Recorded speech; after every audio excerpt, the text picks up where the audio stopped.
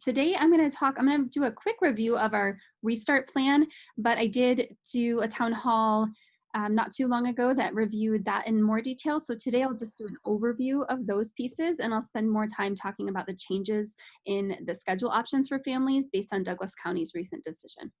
So the restart plan is still based on the most up-to-date Tri-County Health CDE, CDPHE guidance that we have available. Sorry, we got a couple people coming in here.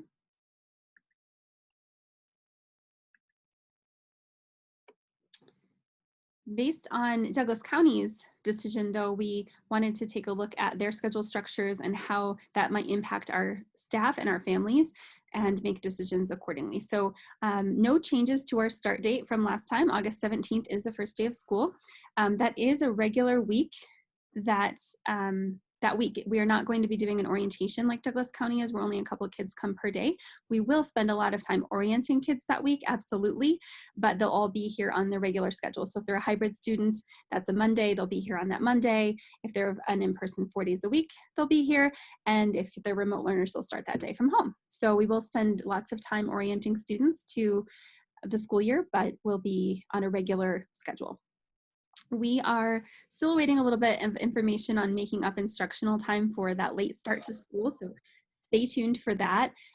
We are looking at the potential. The only calendar change we're considering is that there are a couple days in early November that had been set aside for our teachers to attend the Expeditionary Learning Conference, and that conference is no longer happening. So those are days that we could potentially have students in school, but we're not looking at changing any of the major breaks, fall break, or extending the school year. So I just wanted to give you a heads up on that, and we'll get some more information soon on that. Each time we talk about our plan, I like to make sure we focus a little bit on our goals and what we're looking to do as a school and coming back safely. Obviously, that's the top goal, around a safe and healthy learning environment.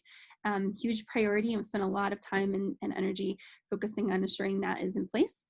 But also offering rigorous and engaging remote learning options that are aligned to our in-person options. So that goal means that we will make our remote learning much more robust than it was in the spring when we were on an emergency remote learning platform, that we would also be able to go in and out of remote learning for individual students who might need to do so, families who might need that, and to provide a really good option for students who are doing that 100% of the time.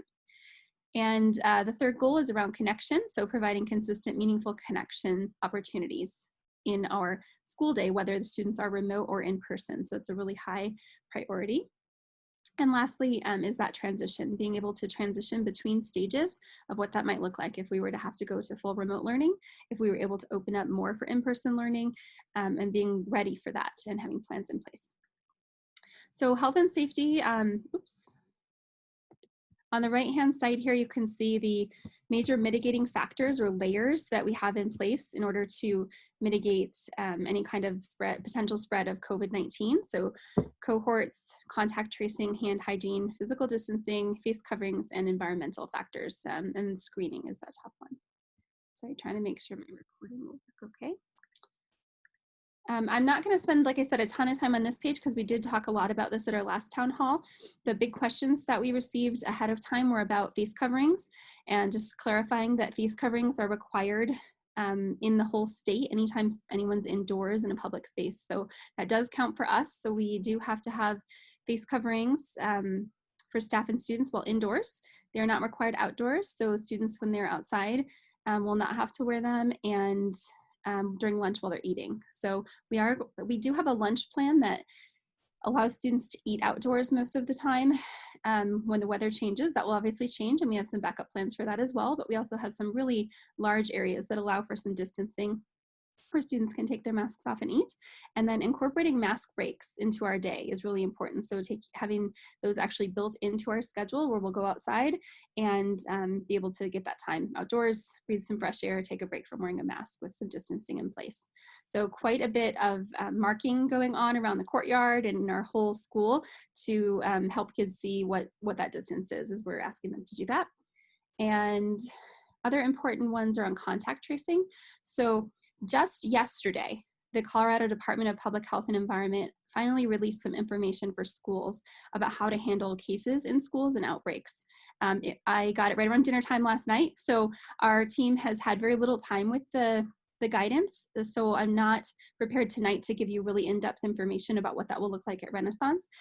In addition to that, Tri-County Health reached out to us this morning to let us know that they'll be providing an additional layer at the local level of what that should look like. And they are our contact. We have a specific person in the Tri-County Health Department who is our contact should we have COVID-19 cases in the school or any potential outbreaks.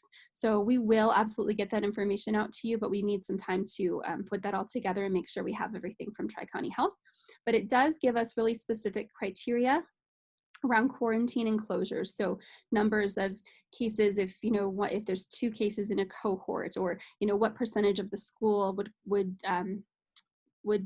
warrant a closing. So we will have that information, and thanks for your patience while we digest that and make some plans for our school. So the bulk of our presentation today about these schedule options, which is, I know, big weighing on your mind as we start school in just a few short weeks. We did have our new teachers here today, right back at school, and I'm happy to report that it was great. We did distancing, we wore our masks indoors, and it was definitely a little awkward and odd, but we overall felt like it was great to be here, and we made it work just great. So that was really encouraging, and our teachers are really excited to be back here and look forward to welcoming students. Our mission remains the same, and throughout this whole process, our staff remains committed to using our mission to drive what we're doing. So even though it may look a little bit different in many ways, we are committed to maintaining that different, unique mission that is our school. This is just an overview of our options that we have for families. So there are 3 options. The first option is to have a 4-day per week in-person learning, Monday through Thursday, and then a remote learning on Fridays. There were a couple of reasons behind that. Fridays do align to a remote learning day for Douglas County. It allows our staff members who have children in Douglas County schools and our families who have children in Douglas County schools to be aligned on Fridays, and that was the day that we could do that and still provide quite a bit of in-person learning. This also provides our teachers an opportunity to have office hours, and that's especially important for remote learners. So for remote learners, we'll review this, but they'll absolutely be plugged into the classes during the day, but it could still be really difficult for them to pop in with an individual question during a class that they're tuned into from afar.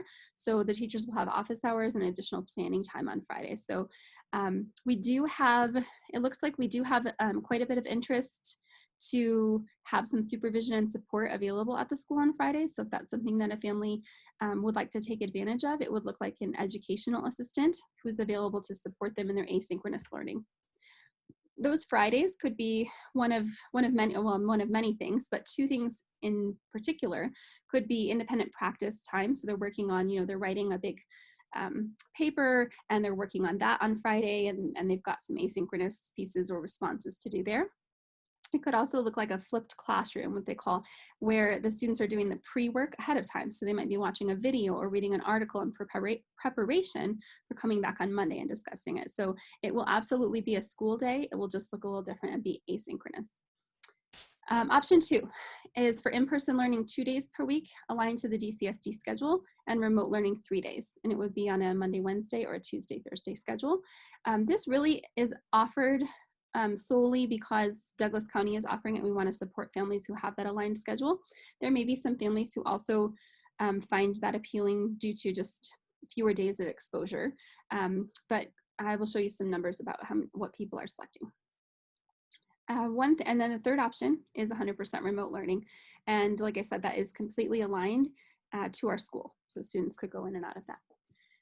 I do want to mention for high school families that our current high school schedule is a Monday, Wednesday, Tuesday, Thursday course schedule, which puts a huge monkey wrench in following Douglas County's schedule. So we are waiting to see the numbers on how many folks are who are interested in doing hybrid learning on those days. And if it is a substantial number, we may look at aligning our courses a little differently so that students aren't missing all of one course and none of another, if that makes sense.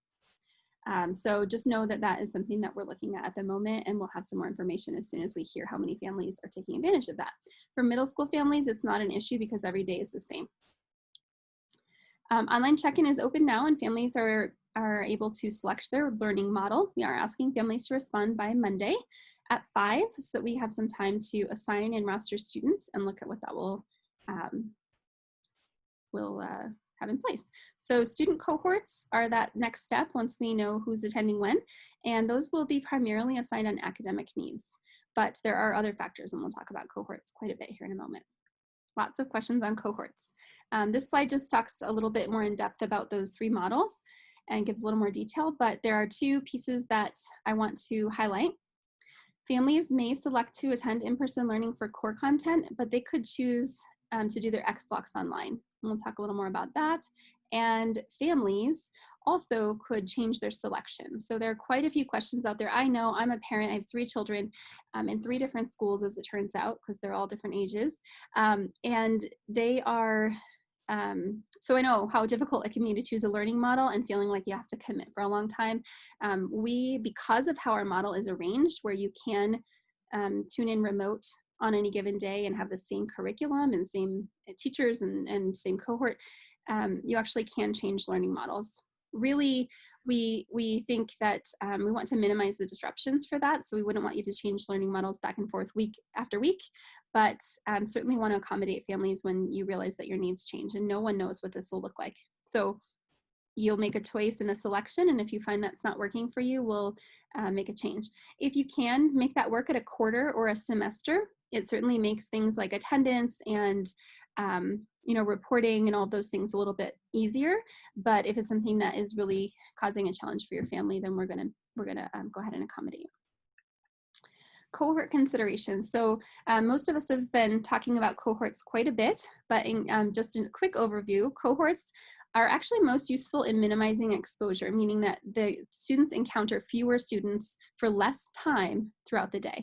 So if your child is in the same cohort from advisory all the way through their 3 core content periods or their 4 core content periods, and they're only with a small group of students, those will be the only kids that they're exposed to. Even if they go to X blocks and have other exposures to other students for most of their day, it was minimized. Cohorts can also be useful in those contact tracing and quarantine protocols, but because we have some non-cohorted situations, and because students are often interacting with other students outside of school, that may or may not be especially useful. So hopefully it will be. Hopefully we'll be able to trace something to a cohort if there was to be a case, and only have that cohort go out. That's the idea. Factors in placement, as I mentioned, academic needs are absolutely the most important as a school, and as our teachers are managing remote learning alongside in-person learning, this is going to be really important, that we really focus on placing our learners according to their academic needs. And also schedules, so how many students are 2 days versus 4 days, how many remote learners are tuned in, and how many students. So lots of factors come into placement, and there's not a perfect way to do it, and there's so many things that come into play, but we will absolutely do our best to accommodate families' needs. Cohort size estimates. These are absolutely truly estimates, but lots of questions around these cohort sizes, and so I just put out there, these are just pure theoretical calculations based on the percentages of families who've said they'd like to do remote learning or hybrid learning versus in-person learning, and the number of students we have at each grade level, number of classes. So you can see that it ranges from about 12 to 20, with 20 being the largest estimate. That doesn't mean it wouldn't go over that. It could be 21. There is no cap to cohort sizes, but we will not do cohort sizes any larger than can fit distanced in a classroom. So those could be a little larger than 20, but I wanted to just give you some solid numbers about what those could look like. So cohort considerations, like I said, the cohorts will be in place for core content and advisory. So we're actually going to be moving to some core content advisory cohorts, which I think have a lot of benefits, which will be great.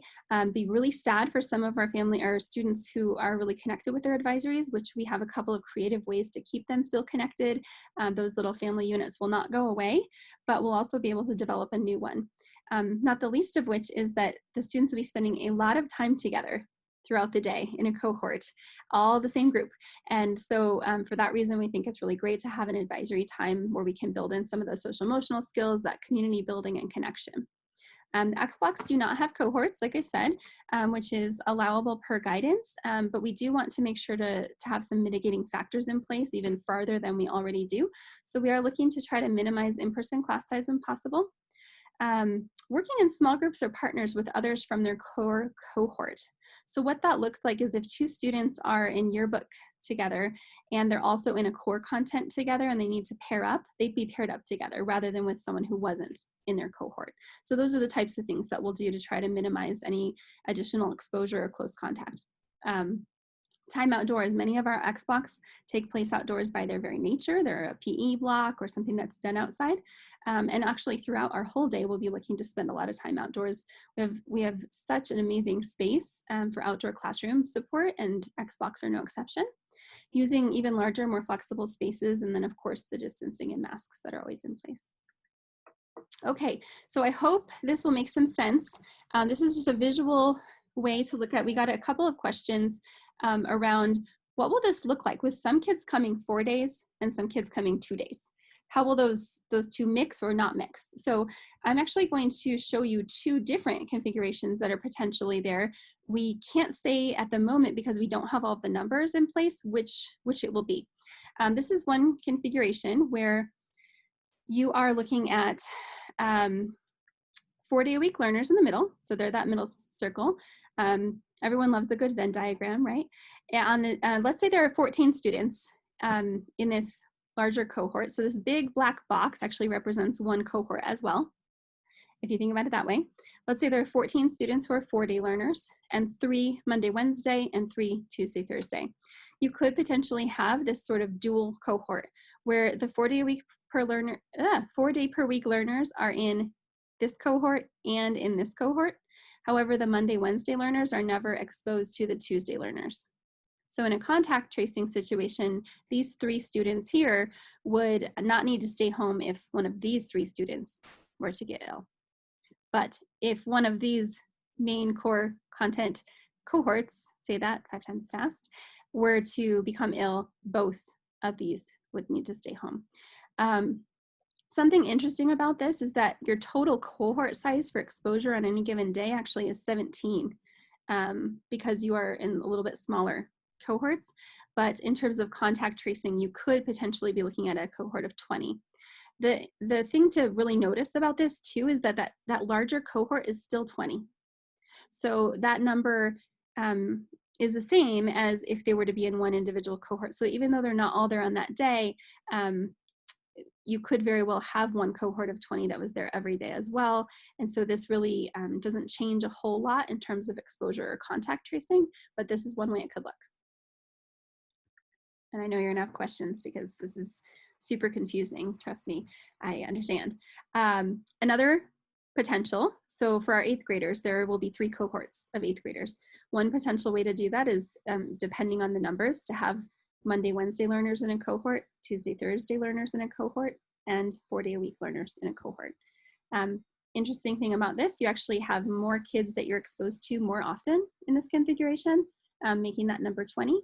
And then you have the same number in terms of contact tracing, 20.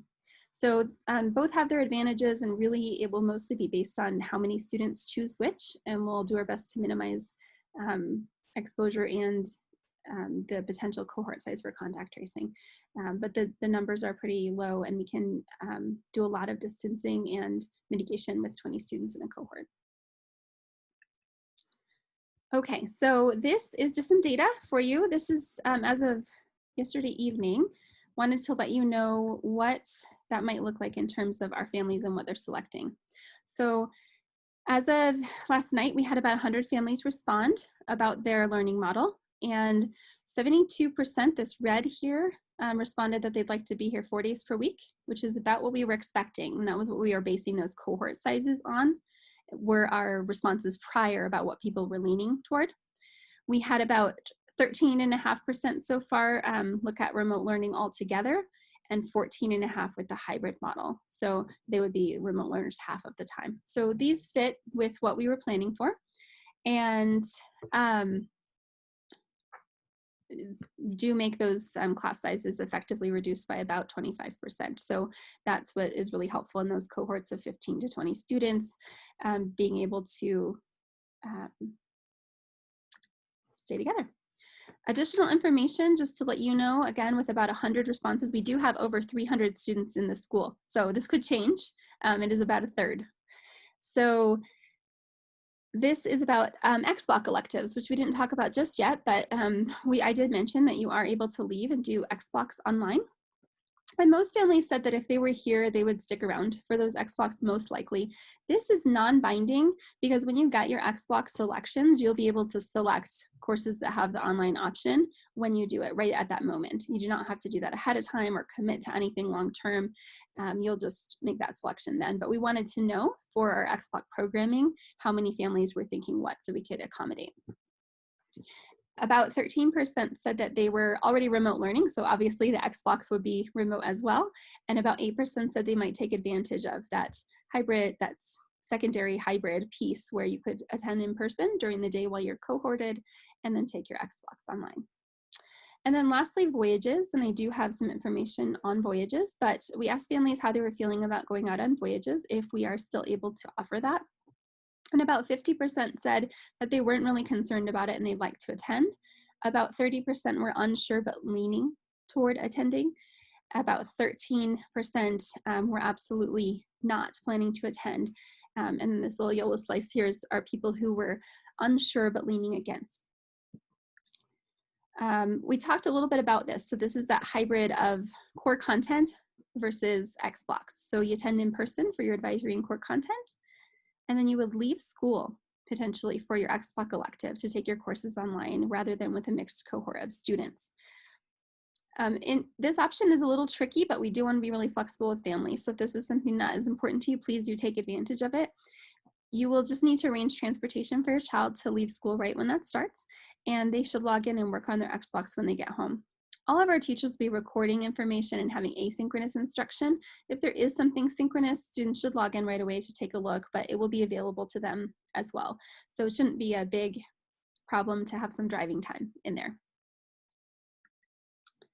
I'm not going to spend, like I said, a lot of time on this because we did talk about what these will look like later, and I will share this slide deck if you want to do some further reading. But remote learning at Renaissance is provided in person by our teachers. And that is the preferred method of delivery so that we can move in and out of remote learning and allow students to do that rather than have some separate path. And the event, our whole school shifts, teachers be ready. And we want to keep that seamless programming throughout time. So I did get a bunch of questions on this, so we'll review it a little bit. Students will typically log into each of their classes at the start of class. So this will be a very rigorous remote learning option. Training, technology, and support will be provided to our teachers to make sure that they're able to do that. And they will take attendance and they'll be accountable for assignments. So this will be something that students will need to commit to participating. Obviously, we understand if something happens with your family and someone wasn't able to log in at a certain time, that could certainly happen, but we do want students to be prepared to attend class, so to speak. They will not have to stay in their remote learning class the entire time. They could potentially be released, and I have a day in the life slide that will tell us a little bit more about that. A lot of people found this really helpful last time, so I apologize if this is your second town hall, you get to see it again. I always love seeing things twice because sometimes I pick up something a little bit different. So this remote learning example talks about a student who would potentially log in via Zoom for their advisory crew. Fun thing, they could make their smoothie at home instead of just share recipes at school, right? And then this is an example. So I gave you 3 different examples of what remote learning could look like. They could log in for Zoom for their math class, take attendance, and greet peers.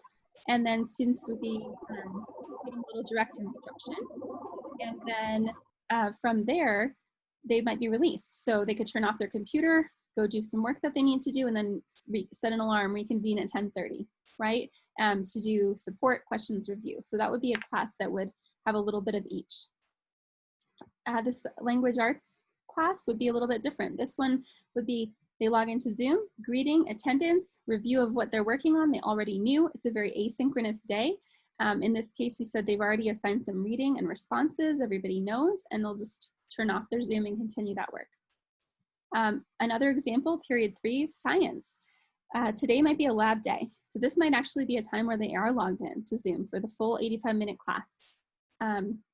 Because one of the things we talked about doing is being able to provide a non-toxic, non-hazardous to-go kit for science lab, right? Everyone can use vinegar at home. So they might participate in that fully and stay logged in that whole time. So those are just some examples of what that might look like.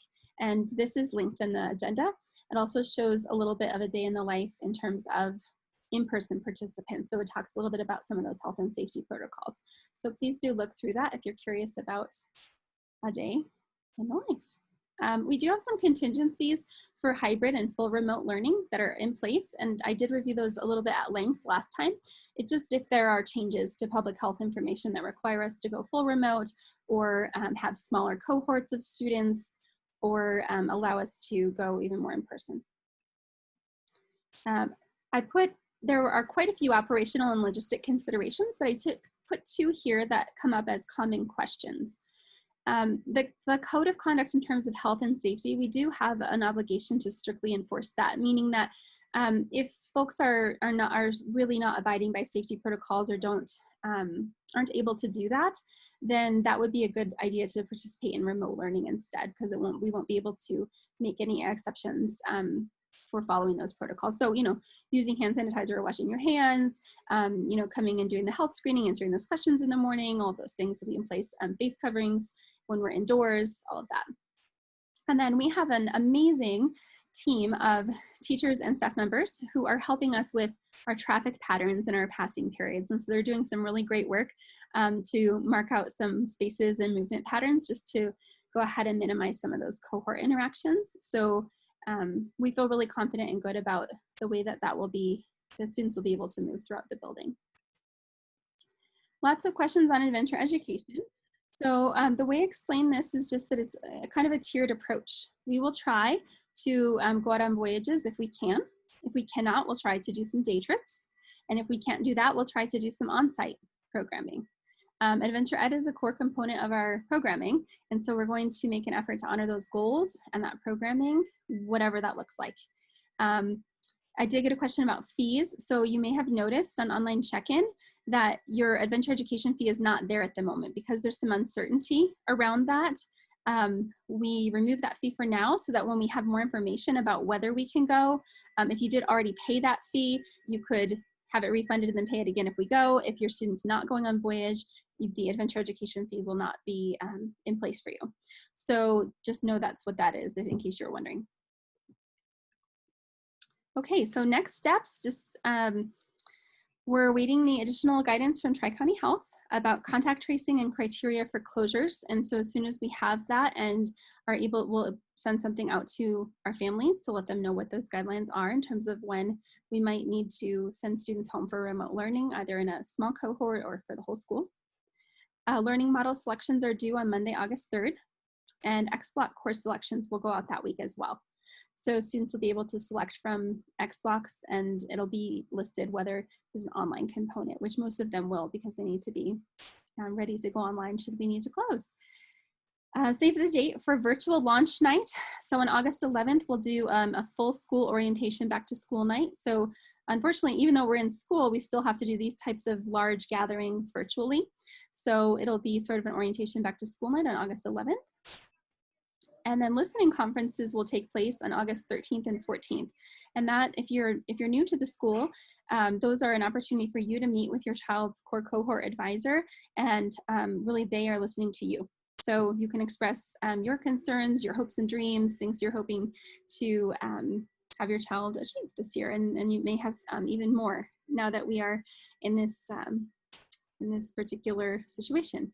So that will look like your teacher will send out a sign-up genius, and you'll sign up for a specific time for a conference. And then these 3 committees that we have in place, which are aligned to our goals, they will continue meeting and honing our practices and our procedures around those. So remote learning, we're doing a lot of training with our teachers on remote learning because it is a part of what everyone is doing, and could become even more so if we had to move to full remote. Our staff, crew, operations, and logistics, the ones who are looking at how we'll move throughout the building, and then the advisory and social emotional supports to make sure that we are taking care of our kids and making sure that they feel connected, whether they're here in person or not. Questions, I'm going to open it up to the chat for questions. If you have questions, feel free to type those in and I will answer those. The common questions that were submitted were around switching between learning models. So just to be clear, you absolutely can switch between learning models. How students will be placed in cohorts, so primarily via around academics. And then beyond that, other considerations on numbers. Remote learning, we went through, check out the day in the life if that's helpful. And then the voyages and fees. So those were the most common questions, and I think we covered most of those. So I will go ahead and start looking to the chat here and see. Is there an ability to align students with other DCSD 2-day learning for families?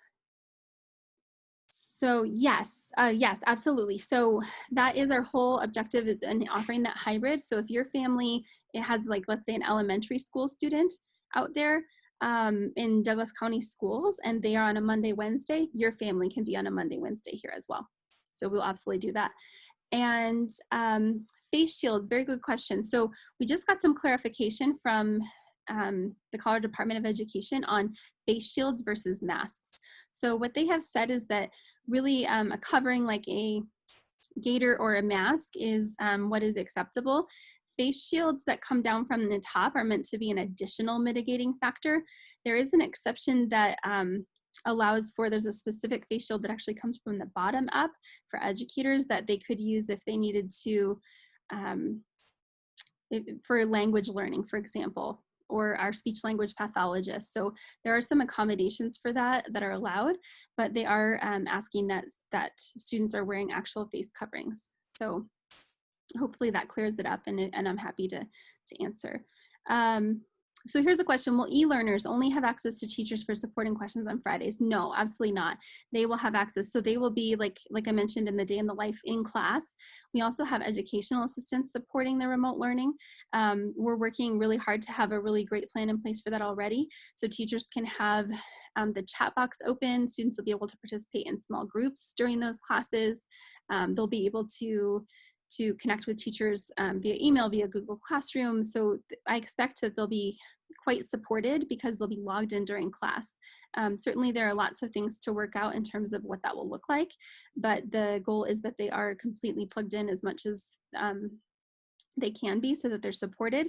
When we said Fridays were especially helpful for e-learners just because that was a time that was really dedicated, that a teacher could sit one-on-one with a student and answer really specific questions that they can't really do for in-person or remote learners very easily in class. But I was also mentioning that just as a recognition that it might be even more difficult for a remote learner, whereas in a classroom, a teacher might be walking by and it might be easy to say, oh, let me ask you something real quick. A remote learner will be a little bit more of a challenge. They'll have to use the raise hand feature or type something in a chat, and it could be a little less timely.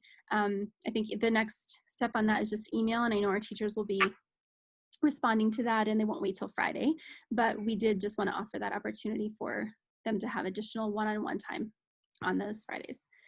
Someone asked about sports. So right now, I think CHASA, and we are not a CHASA school, but they are sort of the driving force on the sports piece. Obviously, the health officials are really the driving force, but they are intimately involved in it. We have not gotten word right now as it stands. It looks like we would be able to do sports. So when they're outdoors, especially distancing in place, we still are planning on it. So as we get more guidance, we'll definitely keep you up to date.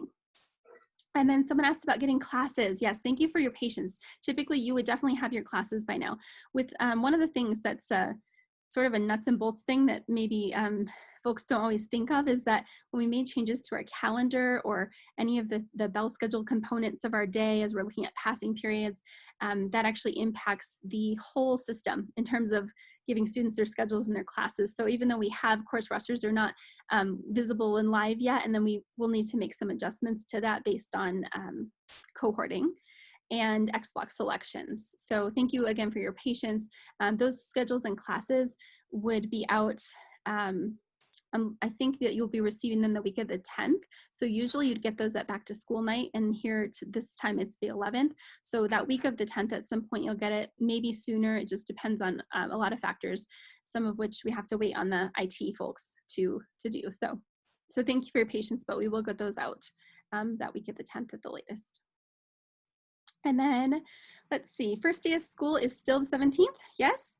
And the virtual listening conference, virtual conference and listening conferences, yes, they are the week before school starts. So a lot of schools do have their back to school night after school starts, but we actually do ours prior. It's sort of like an orientation. In a typical year, you'd actually walk around, you'd see all your classes, you could walk your schedule, meet your teachers. So we're gonna do our best to model that virtually. But the 13th and 14th are listening conferences.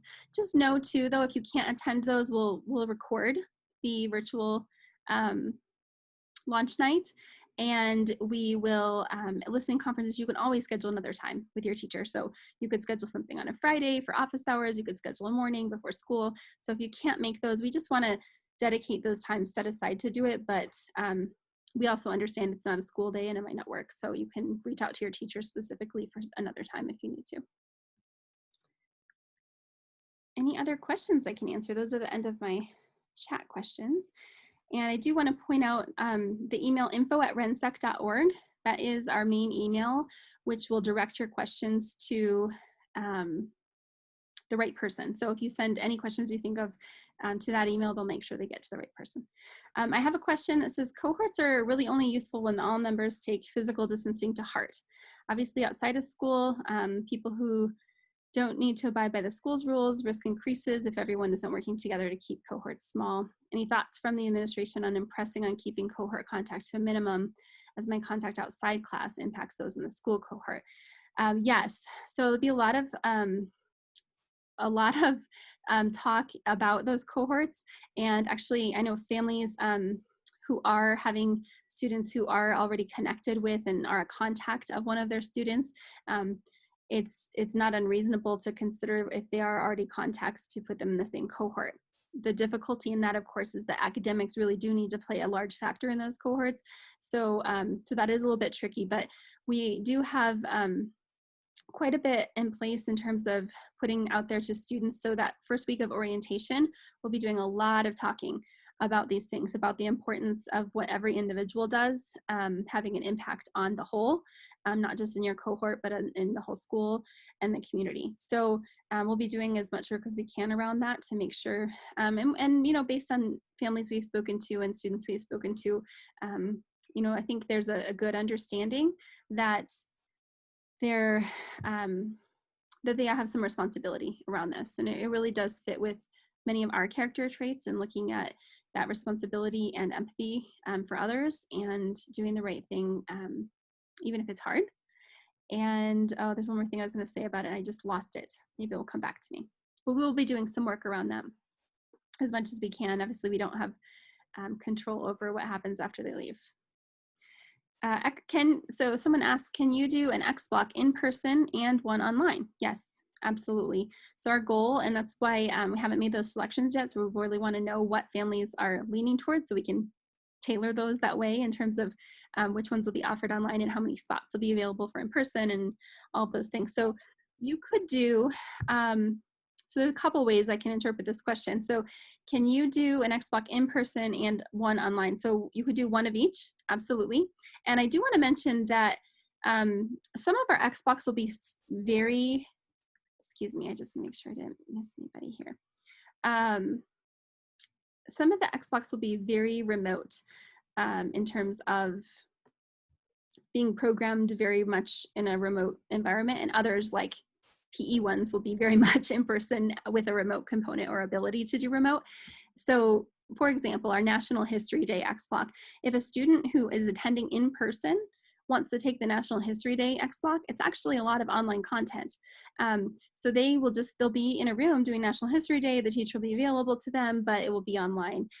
Somebody could certainly take one X block at school and then take the other one online. So there's lots of flexibility there. I think that's what you were asking, rather than could you take the same X block and be in person sometimes and online others? And the answer to that is you can. If you're on that hybrid 2-day a week, you could attend your X blocks those 2 days that you're here, and then attend them remotely as you do your other classes the days you're not.